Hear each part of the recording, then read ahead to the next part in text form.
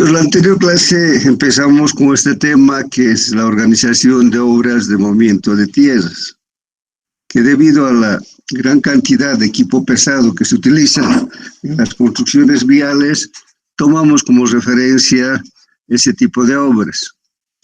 Habíamos visto los factores que intervienen en la organización de estas obras. Primero vimos las características del terreno, porque uno de los fines de esta organización es que podamos compensar los volúmenes de corte con los volúmenes de relleno, llevando el material que sobra hacia los lugares donde se van a hacer rellenos, de tal manera que las distancias de transporte se reduzcan y además de evitar el problema de crear vertederos para botar materiales excedentes o lo de crear bancos de préstamo para extraer materiales que compensen los volúmenes que falten en los rellenos, debido a los problemas de medio ambiente que se tiene actualmente y que para cualquiera de esas dos situaciones se requiere hacer un trámite especial ante la autoridad ambiental. Además, lógicamente se incrementa el costo porque aparecen nuevas distancias de transporte. Entonces, vimos también que en ese punto hay que ver las características geotécnicas del suelo, si tiene contenido de roca, de arcillas, etcétera, para hacer una primera aproximación con la calificación del equipo que se va a utilizar en esa obra. Luego vimos la influencia de las condiciones ambientales, principalmente régimen pluviométrico, temperaturas y la existencia de pantanos o arroyos. Las precipitaciones pluviales son las que más afectan a la organización de una obra si nos encontramos en un lugar donde hay un régimen pluviométrico muy alto. Decíamos que en el valle no hay mucho problema porque la cantidad de lluvias al año no sobrepasan los 500 milímetros. Entonces, los días que nos obliguen a suspender la obra por lluvia han de ser muy pocos. Pero lo contrario ocurre en el trópico, donde las lluvias, de acuerdo a si es año lluvioso o seco, varían de 3.500 a 5.000 milímetros de lluvia durante el año. Entonces aquí sí tenemos muchos días de interrupción debido a la lluvia. La lluvia principalmente afecta a la construcción de los terraplenes, porque los materiales que se están preparando para la compactación, si llueve, se saturan.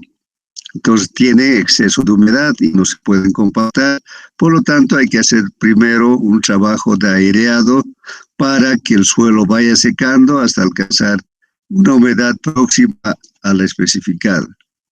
Las temperaturas influyen principalmente en las condiciones de trabajo de los operadores. Temperaturas muy altas, los operadores se fatigan más rápido, además que por ahí es necesario hacer horarios especiales de trabajo.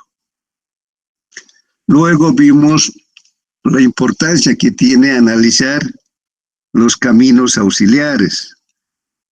Decíamos que en una obra, cuando se licita, solo aparecen volúmenes reales, volúmenes netos de excavación y de relleno. La forma en que se ejecuta la obra no le interesa al contratante, ya sea el Estado, otra empresa, etc. Pero para construir la obra necesariamente hay que hacer caminos auxiliares. Vamos a hacer caminos a las fuentes de agua, porque los rellenos no se pueden hacer en seco. Necesitan la incorporación de agua. Por ahí necesitamos extraer materiales de bancos de préstamo. Para allá, si no es para el terraplén, para los terraplenes de los subrasante, por ahí para los terraplenes de la subbase. Entonces ahí también para llevar esos materiales hasta la obra desde el banco de préstamo, también hay caminos auxiliares.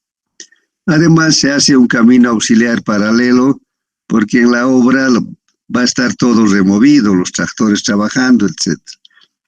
Entonces necesitamos tener un camino auxiliar que nos permita el ingreso de los cisternas para el suministro de combustibles y también para poder ingresar los alimentos que consumen los operadores a mediodía, que por la distancia a la que se encuentran del campamento, normalmente el almuerzo va a ser en la obra. También vamos a necesitar caminos auxiliares para sacar los materiales que se están excavando hacia los terraplenes o hacia los botaderos. Entonces, este trabajo adicional que se hace no se paga directamente porque no aparece como un ítem de obra. Entonces, lo que se hace es evaluar correctamente y aplicar un porcentaje a los costos netos para poder compensar estos trabajos. La compensación a través del porcentaje de gastos generales puede variar entre un 10 y un 20% de acuerdo a la magnitud de los caminos auxiliares que son necesarios ejecutar. Ahora nos toca ver la evaluación de los volúmenes de trabajo. Este igual es un tema que no le interesa al contratante, porque ellos nos pagan la excavación considerando el volumen tal como se encuentra en el sitio antes de remover. Entonces nos pagan a través de secciones transversales que se ha establecido a un principio mediante la topografía, y a través de las secciones transversales se ha definido el volumen que tienen los lugares donde hay exceso de materiales. Y en el caso de los terraplenes pagan el volumen del vacío, el volumen del hueco que debemos rellenar. Entonces no aparece para nada el proceso real que se realiza para ejecutar estos trabajos. Cuando empecemos con la excavación de los materiales excedentes, ¿qué va a pasar? Por efecto de la fuerza motriz que ejercen los equipos de excavación, ya sea tractor, excavadora, mototraila, lo que estamos haciendo es romper la ligazón que existe entre las partículas del suelo. Rompemos eso y aumentan la cantidad de vacíos. Al aumentar la cantidad de vacíos disminuye la densidad, y la disminución de la densidad produce un incremento del volumen. O sea, si nosotros teníamos medido en banco, por decir 100 metros cúbicos, después de hacer la excavación, por ahí esos 100 metros cúbicos se convierten en 120. Entonces las volquetas, el cargador frontal no van a llevar 100 cubos, van a transportar 120 metros cúbicos. Entonces, si nosotros hiciéramos la programación de la obra, considerando los volúmenes en banco, que son los volúmenes que nos han dado en la licitación, tendríamos un fracaso total. Si hemos dicho que en 100 hay un incremento de 20, imagínense en 1.000.000. Entonces, este tema hay que considerarlo muy seriamente. Incluso el rendimiento de los equipos de excavación, su productividad, no se mide en banco, se mide en suelto. Una vez que han ido sacando materiales, digamos, durante una hora, ese material que se ha acumulado en una hora, se mide, y esa es la producción por ciclo del tractor o de la excavadora. Entonces, las productividades y la organización del transporte hacemos en metros cúbicos sueltos. Entonces, lo que era en banco, al excavar se vuelve volumen suelto. Entonces, el volumen suelto va a servir para el trabajo de las volquetas, para determinar la productividad de los cargadores frontales y también del mismo equipo de excavación. ¿Y qué pasa con este material cuando llega a los terraplenes? Hemos dicho que en general estos materiales vamos a llevar a los terraplenes. En el terraplén, ¿qué vamos a hacer? Vamos a ir depositando en capitas delgadas, normalmente de 30 centímetros. Entonces los equipos de compactación le van a incorporar agua y se va a compactar. ¿Qué hace el proceso de compactación? Lo que hace es eliminar los vacíos. Elimina los vacíos, aumenta la densidad para que sea más resistente, y por tanto, si eliminamos vacíos, lo que estamos haciendo es disminuir el volumen que originalmente tenía en condiciones de material suelto. Entonces, lo que era a un principio 100 metros cúbicos en banco, se vuelve 120 en suelto. Pero al compactar, este volumen por ahí se ha vuelto 90 metros cúbicos o menos. Entonces, esta relación es muy importante para la organización de las obras. porque no podemos trabajar con datos que tenemos de materiales terminados. Al contratante, ¿qué le interesa? Que se excave, que se saque ese volumen que aparece en la licitación y que se rellenen los huecos. Todo el proceso no le interesa, pero al organizar la obra necesariamente hay que considerar, hay que hacer estas consideraciones.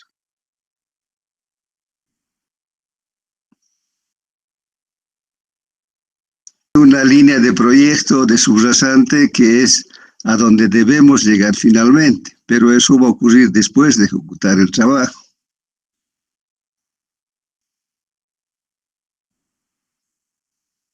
Entonces ahí vamos a tener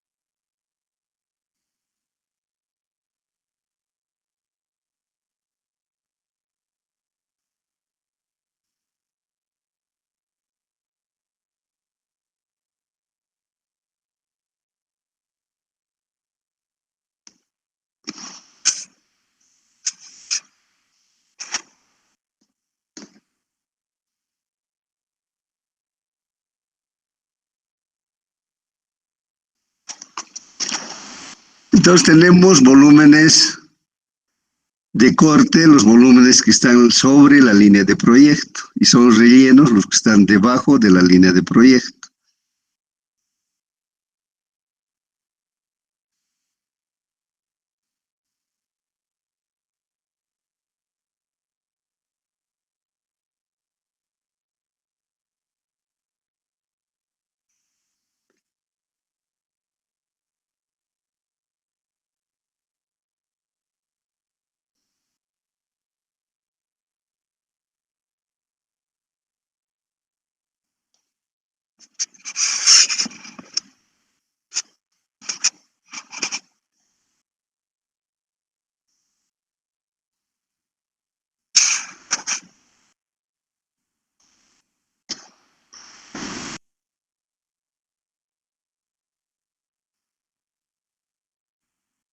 Y los terraplenes vamos a ir haciendo en capitas de 30 centímetros.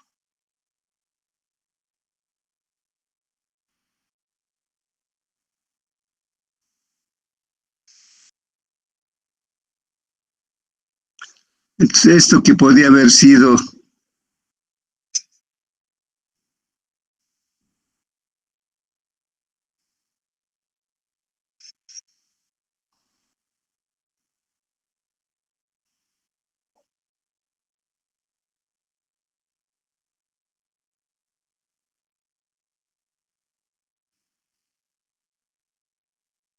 teníamos 1000 metros cúbicos. Esto vamos a llamar volumen en banco. Estos materiales han sido llevados a los terraplenes. Entonces, en el terraplén, que vamos a llamar volumen de relleno,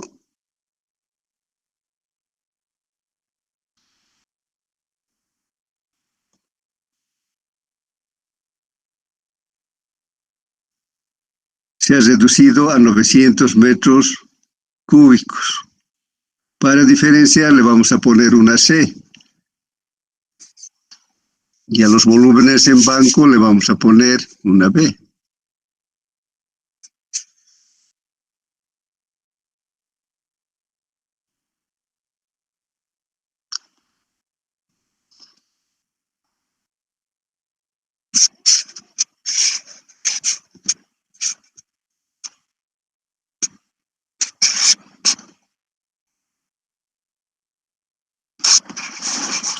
Pero aquí ha habido un proceso de llevar los materiales al terraplén, donde ha intervenido el cargador frontal para cargar este material que va a excavar el equipo de excavación, ya sea tractor, excavador, etc. Entonces aquí en el transporte ha habido un volumen suelto.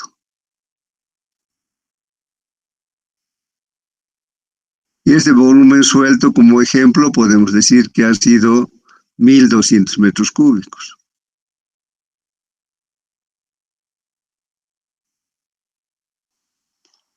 Y así con los otros terraplenes hacemos lo mismo. También tenemos que definir, lógicamente, las distancias de transporte.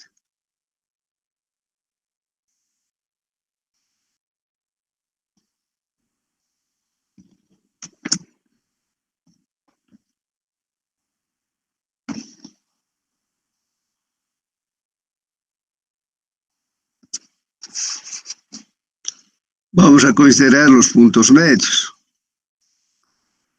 Ustedes que manejan el Civil 3D, ahí les van a dar los volúmenes, se pueden sacar directamente. Entonces vamos a tener una distancia de transporte. Digamos estos otros dos volúmenes de excavación, llevamos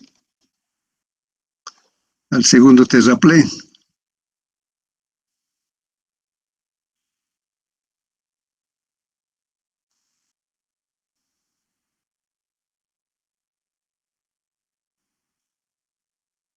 Entonces vamos a tener una distancia de transporte de sub 2 y una distancia de transporte de sub 3. Entonces, considerar esto es muy importante porque las máquinas nos van a producir en volumen suelto, la cantidad que sacamos del banco es en suelto, transportamos en volumen suelto con las volquetas y el cargador también trabaja con volumen suelto. Pero cuando ha llegado al terraplén, como hacemos en capas de 30 centímetros, se llega, la motoniveladora conforma la capa de compactación y los compactadores van a ir dándole la densidad adecuada por compresión, o sea, eliminando los vacíos. Al eliminar los vacíos han disminuido el volumen. Por lo tanto, nosotros con esos 1.000 cubos que originalmente estaban en banco, que se volvieron 1.200 para transportar, al final, después de compactar, solo se han llevado 900. Entonces aquí tendríamos un déficit de 100. Entonces estos 100 cubos van a venir del otro corte que esté más cerca.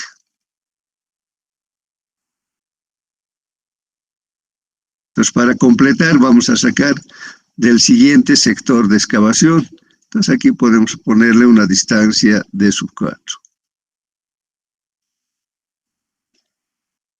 Entonces esto tienen que tener muy en cuenta cuando se organiza la obra. Además, esta es una pregunta de examen. Tienen que tener bien clara la idea, las transformaciones que se dan en los volúmenes de trabajo durante la ejecución de la obra. Porque al final, ¿qué nos van a pagar? Nos van a pagar el volumen que hemos excavado. Nos van a pagar esto, tal como se encuentra en la naturaleza. Y nos van a pagar los terraplenes considerando el volumen del hueco.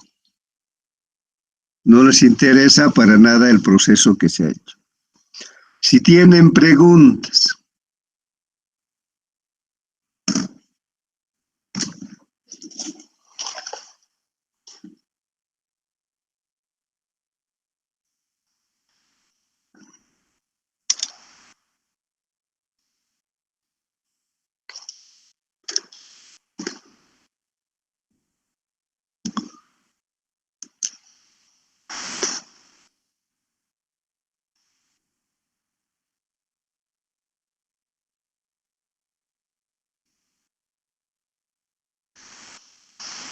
Entonces, en la teoría, ¿cómo vamos a poder compensar las transformaciones que se dan en el campo? A través de factores.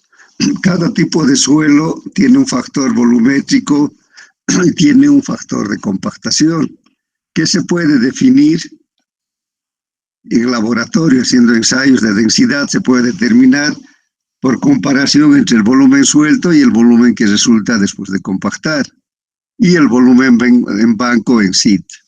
Entonces el factor volumétrico ha de ser igual a la densidad suelta del material sobre la densidad en banco. O también puede ser la relación del volumen en banco sobre el volumen suelto. El factor volumétrico siempre va a tener un valor menor a 1. En cambio, el factor de compactación ha de ser igual a la densidad, la relación de la densidad en banco sobre la densidad compactada. O puede ser el volumen compactado sobre el volumen en banco.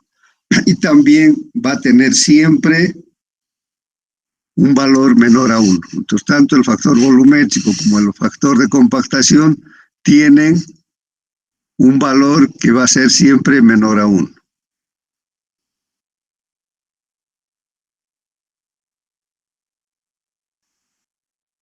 En el texto, ustedes tienen una tabla que ayuda a convertir volúmenes sueltos en banco o banco en sueltos, en compactado, etcétera, para diferentes tipos de materiales: arena, arcilla arenosa, arcilla, cascajo, grava, grava sólida, resistente, caliza fragmentada, granito, rocas fragmentadas, etcétera. Entonces aquí esta tabla nos permite convertir. Si entramos en banco, podemos convertir, por ejemplo, la arena. En banco tiene 1 metro cúbico, en suelto 1.11, en compactado 0.95. Entonces con esta tabla podemos hacer las transformaciones muy rápidamente.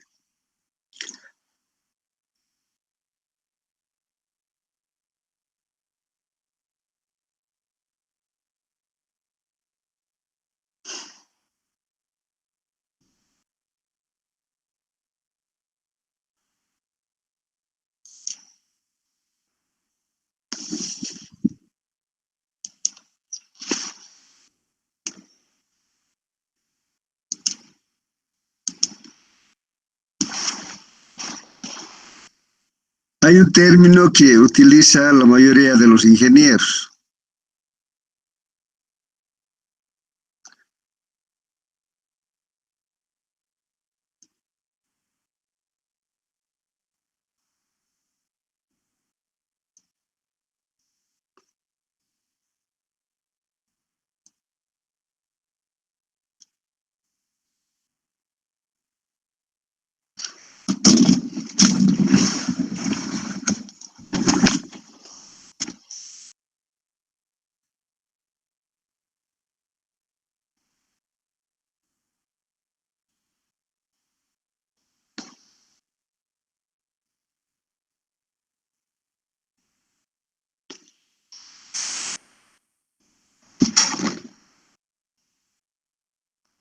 Si hacemos un acopio de este material,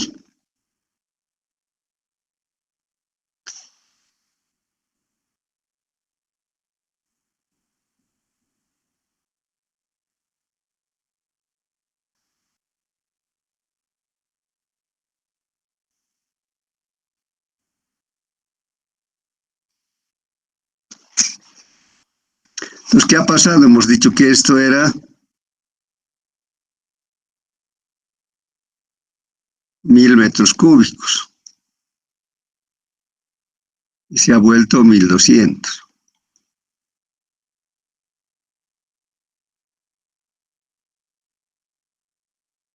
Por ahí escuchan a un ingeniero decir: el material se ha esponjado. ¿A qué se refiere ese de esponjado? Que el material ha aumentado de volumen. Entonces ellos no utilizan el factor volumétrico, no dicen el factor de esponjamiento, el porcentaje de esponjamiento. Para nosotros aquí el porcentaje de esponjamiento sería 20%.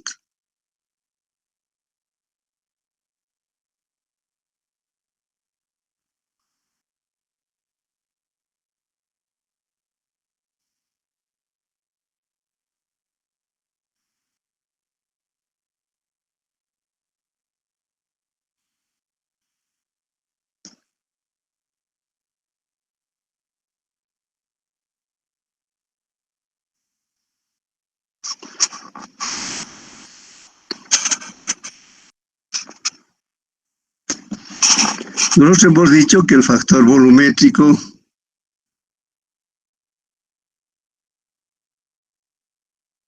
es igual a la relación del volumen en banco sobre el volumen suelto. Ahora hemos dicho la densidad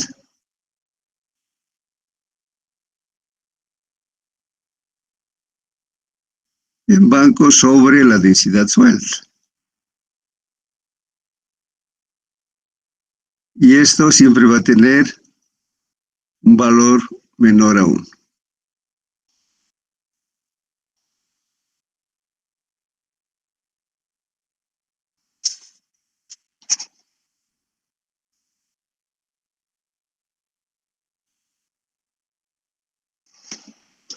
Entonces el factor de esponjamiento, como sería de ser exactamente lo contrario.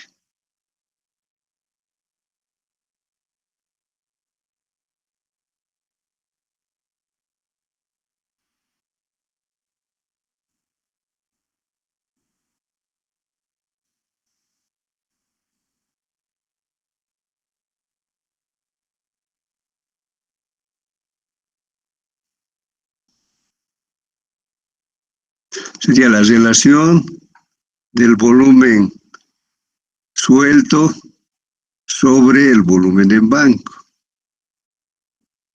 O también puede ser la relación de la densidad suelta sobre la densidad en banco. Y su resultado siempre va a ser mayor a 1.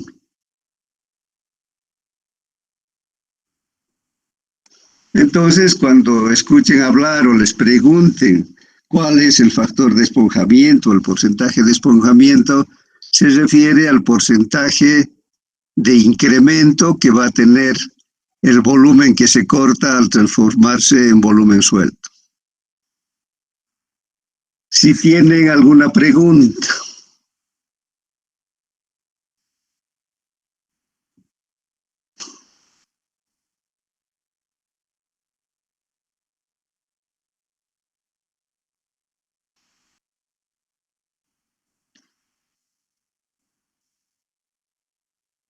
La productividad del equipo es otra cosa que hay que considerar, porque tenemos que saber cuánto producen las máquinas para poder definir el plazo en que podemos ejecutar y el número de máquinas de cada tipo que necesitamos incorporar a la obra para cumplir un determinado plazo. Las máquinas tienen una productividad teórica, que es en condiciones ideales. Es un dato que pueden encontrar incluso en los manuales del fabricante. Pero esa productividad teórica no se da en la realidad, porque hay varios factores que van a hacer que esta productividad teórica disminuya. Empezando de la capacidad de trabajo que tiene el operador. El operador no está a las 8 horas de la jornada laboral sobre la máquina. Entonces han de haber tiempos en que para descansar, para tomarse un refrigerio, por razones fisiológicas, va a bajarse de la máquina y va a dejar de trabajar. Entonces, las 8 horas que aparecen en teoría no son tales. Por ahí, por cada hora que se transcurre, solo trabaja 50 minutos. Entonces, en 8 horas estaríamos disminuyendo la jornada de trabajo en 80 minutos. Entonces, es imposible que al operador lo tengamos amarrado durante toda la jornada de trabajo. Después va a influir también la habilidad del operador. Un operador eficiente, con experiencia y responsable, va a hacer que las máquinas produzcan más sin causar daño a su integridad. En cambio, un operador nuevo que está aprendiendo, por ahí trabaja con más cuidado, pero su rendimiento, el rendimiento que consigue con la máquina, ha de ser menor. Entonces va a intervenir también la habilidad del operador. Entonces, ahora vamos a ver solamente los factores generales. Otro factor general que afecta a todas las máquinas es la altura sobre el nivel del mar. El rendimiento de los motores está en función de la cantidad de aire que absorben. del oxígeno que absorbe. Entonces, si la densidad del aire es baja, el rendimiento de la máquina disminuye. Entonces, los rendimientos de las máquinas están calculados al nivel del mar, pero eso no ocurre en lugares que están en altura.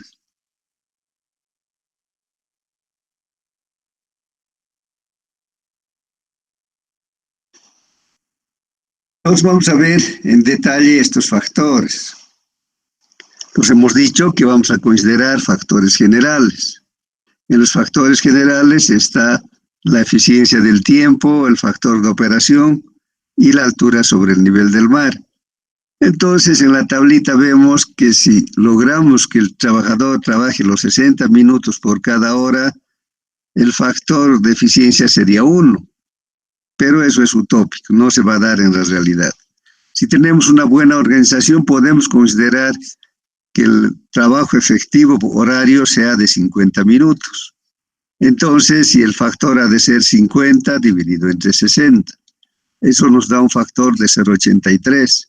Entonces podemos decir que este tiempo de efectividad de trabajo ha de ser bueno.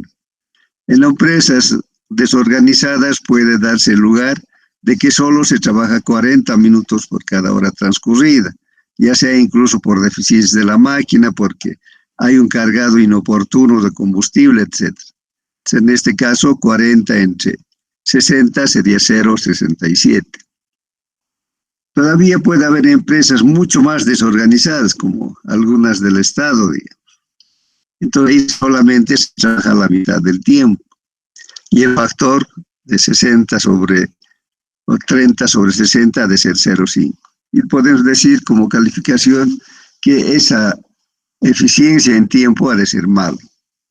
Por ejemplo, nosotros podemos observar la diferencia que existe en una empresa, de una primera empresa privada, digamos, de los que actualmente tenemos de los chinos, que son súper exigentes. Entonces, el aprovechamiento del tiempo, la eficiencia del tiempo, ha de ser al menos 50. Tal vez se podría llegar incluso a 55, pero no al 100%. Entonces, en este caso va a haber una buena eficiencia de aprovechamiento del tiempo. Entonces, al menos ha de ser 0,83. Pero si vamos al otro lado y vemos lo que pasa con los operadores de obras públicas de la alcaldía, donde prácticamente los controles son muy flexibles. Entonces, por ahí mandan el grupo de máquinas a ejecutar un trabajo en un determinado barrio. Por ahí el ingeniero no se aparece durante todo el día o se aparece de vez en cuando. Y los operadores, lógicamente, trabajan a discreción. Por ahí a las 10 de la mañana hacen su primera pausa, se bajan y se sirven el platito de la mañana, que es muy habitual en nuestro medio. No solo que se sirven, sino que además conversan un momento. Y luego suben otra vez a la máquina y en la tarde otra vez hay una interrupción, porque los operadores otra vez han tenido hambre, van a comer el platito de la tarde. Entonces, sumando todas estas interrupciones, por ahí solo llegamos a un trabajo real de 40 minutos por cada hora. Entonces, este factor ha de depender principalmente de los controles, de la disciplina y de la organización que tenga la empresa o la institución del Estado. Entonces, tenemos esas posibilidades de tener un determinado factor de acuerdo a los minutos trabajados efectivamente. Luego hemos hablado de la eficiencia del operador, de la habilidad, de su experiencia, etc. O si tenemos un operador con amplia experiencia y probada capacidad, le asignamos un valor de 1. O sea, va a producir todo lo que puede, todo lo que corresponde a su persona. Pero en general podemos asumir un 0,9 para operadores promedio. Entonces, el rendimiento que consigue con las máquinas no va a ser del 100%, entonces decimos que va a ser el 90%, entonces su factor sería 0,9. Estos dos factores se van a repetir para una misma obra, porque la organización eso no va a cambiar. Entonces Entonces, la obra va a tener ese mismo nivel de organización y va a tener el mismo factor de eficiencia en tiempo. Y los operadores también van a seguir siendo los mismos en la obra. Entonces podemos generalizar y decir que vamos a tener un factor de eficiencia del trabajo. El factor de eficiencia del trabajo ha de ser la multiplicación de la eficiencia en tiempo T multiplicado por el factor de operación o de habilidad del operador. Entonces el factor de eficiencia que vamos a utilizar en las fórmulas ha de ser igual a T multiplicado por O, que es el factor de eficiencia en tiempo por la habilidad del operador. Si tienen preguntas.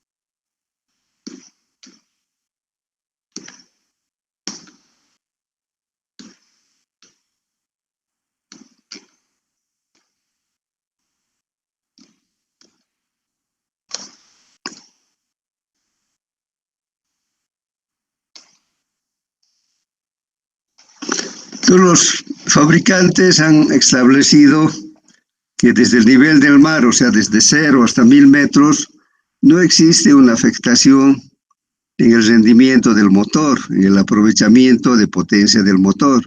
Se puede conseguir el 100%. Pero a partir de 1000 metros adelante existe una pérdida de potencia.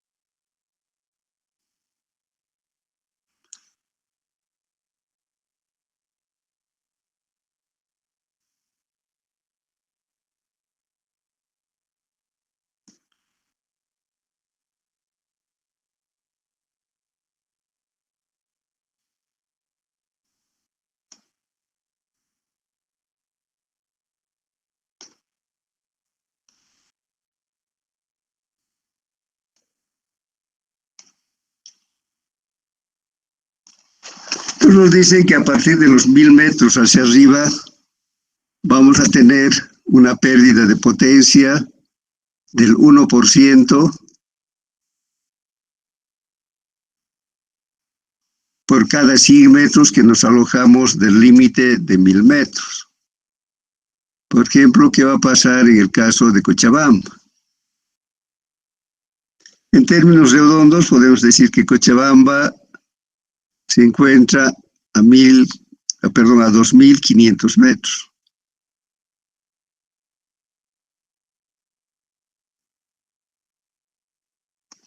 Entonces estamos 1500 metros encima del límite del 100%. Por lo tanto, en Cochabamba,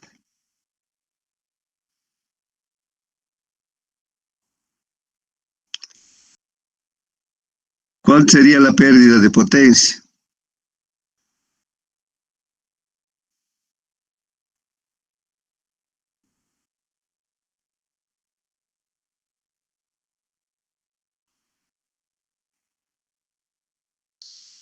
Si es 1% por cada 100 metros, en 1500 la pérdida de potencia ha de ser 15%.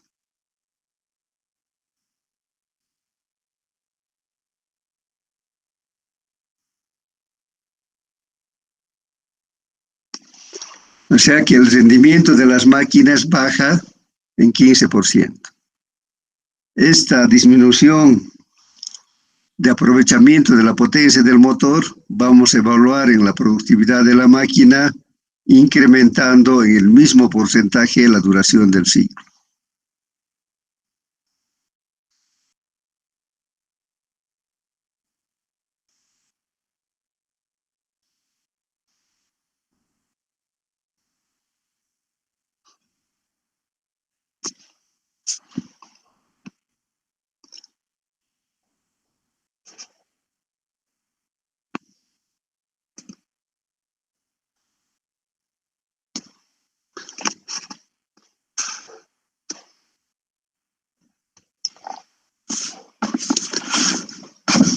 A ver, vamos a conversar veces rendimientos referenciales para las máquinas, considerando términos promedio, ni máquinas muy viejas ni máquinas flamantes, porque si no nuestro cálculo de productividad sería para máquina usada que tenga más de 10.000 horas de trabajo, máquinas nuevas, máquinas que han alcanzado las 20.000 horas de trabajo, etc. Entonces esto se van a ir dando cuenta después. Nosotros estamos trabajando con el criterio de un consultor, porque estamos hablando a nivel del que hace diseño. El que hace diseño, el que hace presupuestos, no tiene máquinas. Por eso es que sus valores que obtiene para poner como precio referencial en la licitación son a nivel general. Y a eso se adecuan todos los contratistas de acuerdo a las diferencias que tengan en el estado de sus máquinas. Si tienen otras preguntas. Inge, una pequeña duda respecto. Sí, adelante. Respecto a la fórmula del factor de esponjamiento, en el libro está ¿qué es el volumen del banco sobre el volumen suelto? Y en el planteamiento que usted nos presenta está al revés. Quiero saber cuál es el correcto. No, pues lo correcto, las dos cosas son correctas. Lo que está en el texto se refiere al factor volumétrico, que es la diferencia o la relación entre el volumen en banco sobre el volumen suelto, o la densidad suelta sobre la densidad en banco, y tiene un valor menor a 1. En el texto, ustedes ahí abajito le van a poner factor de esponjamiento, y van a poner que es el inverso del factor volumétrico. O sea, ha de ser igual el volumen suelto entre el volumen en banco, o igual la densidad en banco sobre la densidad suelta. Y siempre va a tener un valor mayor a 1.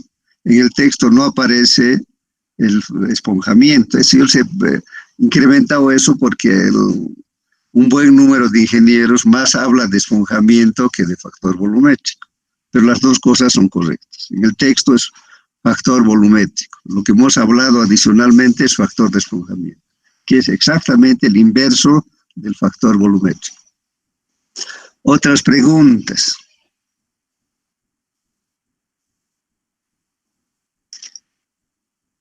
Entonces vayan repasando. Al final de este tema vamos a hacer un formulario del Classroom para que ustedes puedan responder rápidamente.